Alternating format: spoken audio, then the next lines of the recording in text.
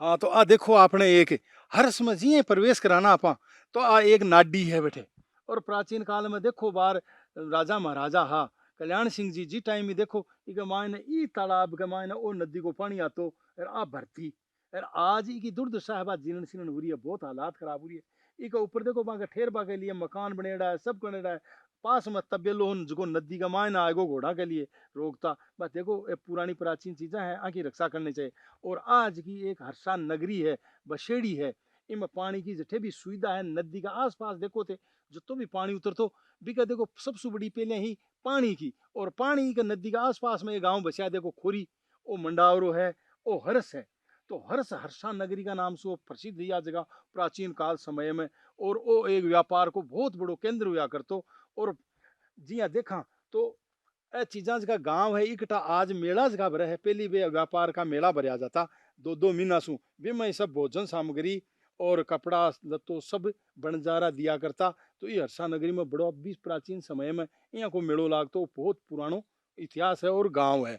और आपा देखो एक चीज और देखो कि भैरू जी के ऊपर आपा हर्षनाथ के जद भी जाता तो वहां को एक प्रवेश द्वार उठो और प्रवेश द्वार के ऊपर गणेश जी को मंदिर उठो, माने द्वारपाल बोलता।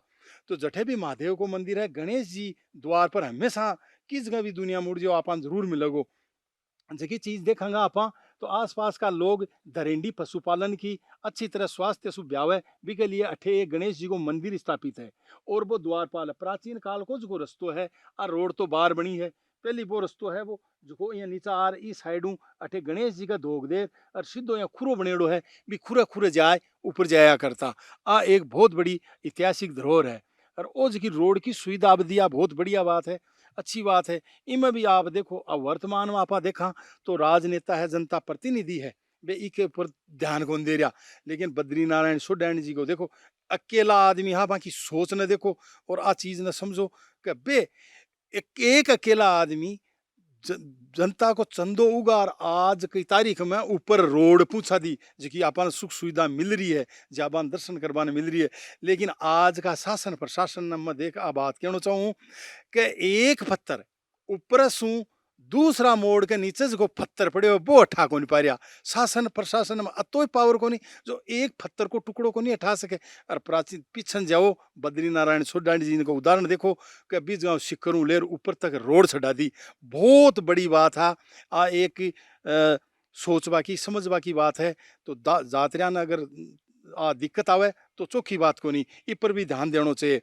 और आप आ देवा एक अठे बालाजी को मंदिर है जगाने लालोड़ाव का नाम सु प्रसिद्ध है, शिव जी को मंदिर है और बावड़ी और अठे तालाब है बिकी नदी आ बेर आवे और आ रोड ई तरफ सु जाए है। अब अठे जो बन रही है एक लव कुश वाटिका बन रही है, अभी काम चालू है बिको। और आ चीज आ रही है आ सीधा आतरी आएगी। आ देखो पोखर तालाब और पानी की सुविधा होती तो डूंगरा के मायने गांव बसतो। अब देखो थे सिटी की तरफ भागो। लेकिन पहले मुख्य व्यवसाय और खान पीन को काम हो, पशुपालन चराबा को काम हो, वो सबसे महत्वपूर्ण पशुपालन को हो। और पशुपालन ने लेर गांव के डूंगर के फाड़ी के और आसपास में पानी और चराबा न पशुपालन ने जगह मिल जाती। विश्व विकसित होता गांव, स्वावलंबी होता गांव, सर्व समाज की एक एक दो दो घर लिया जाति को और भी गांव ने स्वावलंबी बनाए, एक को बहुत बड़ो काम हो बात चीज अब देखने को नहीं मिले।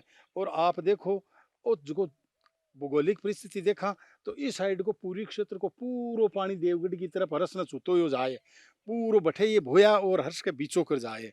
और पीछे को दक्षिणी हिस्सों देखा तो इको पूरो पानी प्रकृति का हिसाब से आ गांव में दक्षिणी क्षेत्र का गांव है बिडोली पंचायत का, बान छूतो हो सीधो मांडेता बाडलवास होते हो बहुत बड़ी नदी का रूप में जो जाए है वो पूरो आ नदी है और क्षेत्र है। आ एक चौकाबास की फाड़ी है छोटा रूप में बा है, बा देखो ओ आ नदी को रूप है जो दक्षिण क्षेत्र में जाए है। और ओ अठीन आप पूरा गांव जोड़ते हो बाडलवास सीधो नागवात की तरफ जाए धोध क्षेत्र में।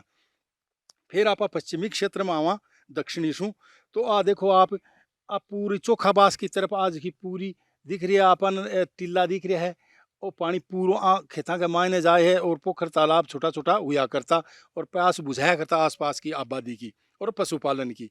और उस जो पश्चिमी और उत्तरी क्षेत्र आएगो इम आप देखो अठू चौकाबास ले लो और आ खोरी ले लो। खोरी सु सामने पूरो हर्षनाथ को एरियो आएगो।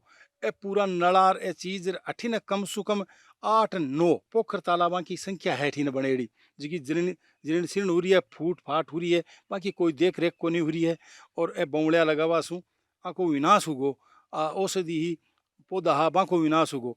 और बिका बाद में गवर्नमेंट कुछ न कुछ कर और बंधा वगैरह बनाया, बाजार ट्रस्ट बनाया, बाको पानी सु कुछ रुक्यो पानी और आ पौधा को काम हुयो, जीवन दान मिलियो आने। इके बाद में देखो जखो सामने को एरियो है पश्चिम और उत्तरी, बिका मान आखोरी है, आखोरी गांव है।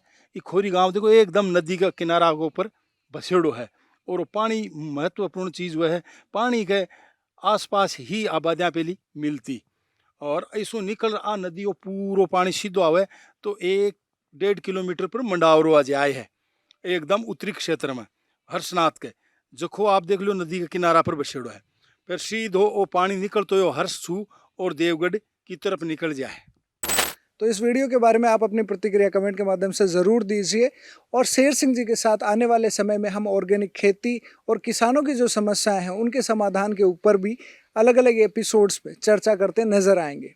शेर सिंह जी ने सीकर में ही नहीं बल्कि पूरे देश भर के किसानों को ऑर्गेनिक खेती को लेकर, खेती की जो समस्याएं हैं उनको दूर करने को लेकर ट्रेनिंग्स दी है, बहुत सारे किसानों को नवाचार के बारे में बताया है, उनका मार्गदर्शन किया है।